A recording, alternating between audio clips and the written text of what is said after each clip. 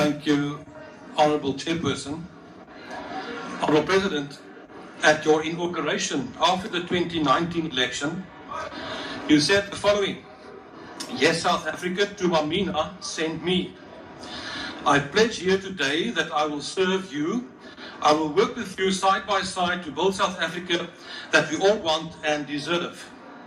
I respect you for that, and I know that you are still trying every day. Today I'm going to speak in my home language, Afrikaans.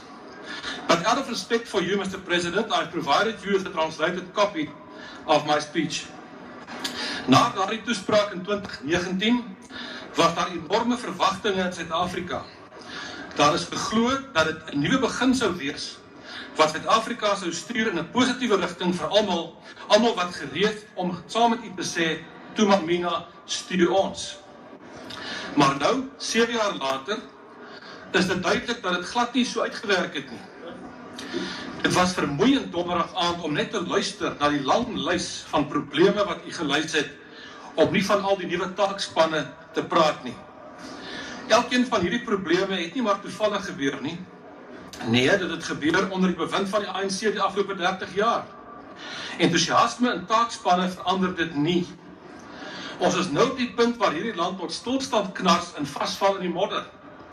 Baie daarvan kan direk herlei word na ideologies gedrewe beleidsrigtings waarin u bly vasklou. Beleidsrigtings soos kaderontplooiing, swart ekonomiese bemagtiging en regstellende aksie wat nie werk nie. Ek kan kortliks net 3 ander sake aanspreek. Eerstens, waterverskaffing. Om skoon water te hê is 'n basiese mensenreg. Die krisis is so groot dat eers president nou self daarvan beheer moet neem. Watertekort het nie oornag gebeur nie. 30 jaar van wanadministrasie en geen poging om infrastruktuur in stand te hou nie, het dit veroorsaak. In die meeste dele van die land is daar meer as genoeg water. Maar die pype lek en die pompe werk nie, met kaderontplooide amptenare wat nie weet hoe om dit te maak werk nie.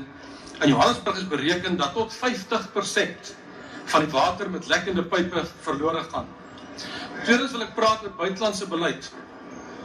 Daar is geen verskil in die buitelandse beleid wat een verskeie saunas hier uitgespel het voor en na die totstandkoming van die RNE nie. My probleem bly dat dit die ANC se beleid is en nie die beleid van die RNE nie. Tydens die toespraak het oor buitelandse sake nekstyf gemaak en 'n rampkathouding ingeneem, en toe sê jy ons staan op ons soewereiniteit en ons sal ons nie laat boelie nie. Dit is alles goed en wel, maar hardkoppigheid en blindheid vir wat tans in die wêreld aangaan, is nie 'n verskoning nie. Ons buitelandse beleid en posisionering lei tans daartoe dat Suid-Afrika enorme ekonomiese skade ly. U sê Suid-Afrika bly 'n helder en duidelike stem ter ondersteuning van internasionale reg, geregtigheid en menseregte. Dit is glad nie die geval nie. Toe Rusland Oekraïne inval, toe vergeet Suid-Afrika van die internasionale reg. Toe Iran duisende van sy eie burgers doodskiet en vroue soos Dara Tabari en Masha Amini ter dood veroordeel, maak menseregte nie saak nie. Nie 'n enkele woord van veroordeling van Durkou of die regering van nasionale eenheid nie. Verlede Vrydag die minister van vrouesake Sindisiso Chikunga 'n toespraak by die Iranse ambassade gehou ter herdenking van hulle revolusie. Maar weer eens nie 'n woord oor hierdie menseregte vergrype nie. Hierdie standpunte is nie in nasionale belang nie en vryheid van pers verwerp dit ten sterkste. Ten slotte wil ek met u praat oor die Afrikaner en uitstaande kwessies hieroor tussen ons. Die Afrikaner en ander minderhede het waardering vir die pogings wat u aanwend om Suid-Afrika se probleme op te los. Ons sien dit raak. Maar alleen gaan u dit nie regkry nie. Die kabinet en al die taakspanne gaan dit ook nie regkry nie. Ek bevrees die staatsdiens gaan dit ook nie regkry nie.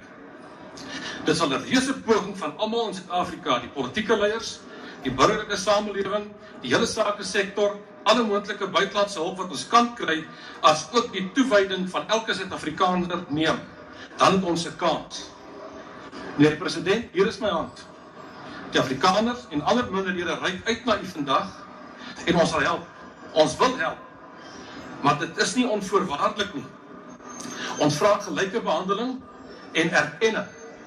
Dit help nie ons sê ons sal nie vry wees solank die mense van Palestina en Wes-Sahara nie vry is nie. Maar in die eie land het Afrikaner gemeenskap nie eers die reg om oor hulle skoolse onderrigtaal te besluit nie. Ons mag ook nie self besluit oor die aandeelhouding van ons eie besighede en maatskappye nie. Dit is nie vryheid of vry wees nie. Ek het vandag weer vir jou 'n kopie van die akkoord oor Afrikaner selfbeskikking gegee. Afrikaner vryheid en selfbeskikking is uitstaande sake wat nie gaan weggaan. Laat ons dit hanteer. In die verlede het die VF+ ooreenkomste nagekom. Gaan kyk ons geskiedenis, maar die ANC het nie. Dit lei tot woede en frustrasie. 2 voorbeelde. Die VF+ het ons deel van die ooreenkoms in die Noord-Kaap na die verkiesing nagekom. Die ANC het dit blaatant verbreek. Dit maak mens kwaad en is 'n ernstige vertrouensbreuk. Ooreenkomste wat aangegaan is rondom die Bellowet, onteiening sonder vergoeding, is ook verbreek. Dan trek Afrikaners hulle hand terug. Laat ons mekaar nie oë kyk in hierdie sake. Laat ons hierdie sake hanteer. Ons is gereed om dit te doen, meneer die president. Baie dankie.